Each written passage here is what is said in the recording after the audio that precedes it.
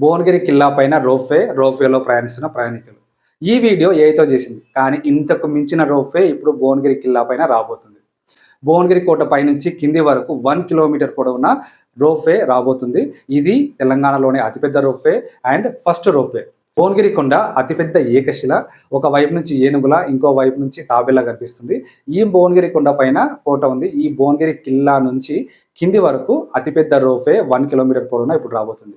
దీనికి సంబంధించి 84 crores అని సెంట్రల్ గవర్నమెంట్ అలాట్ చేయడం జరిగింది. ఫస్ట్ ఫేజ్లో భాగంగా 56 crores రిలీజ్ కూడా చేయడం జరిగింది. తెలంగాణ గవర్నమెంట్ వితిన్ 1 year లోపల ఈ రోప్వే ప్రాజెక్ట్ని కంప్లీట్ చేయాలనే టార్గెట్గా పెట్టుకుంది.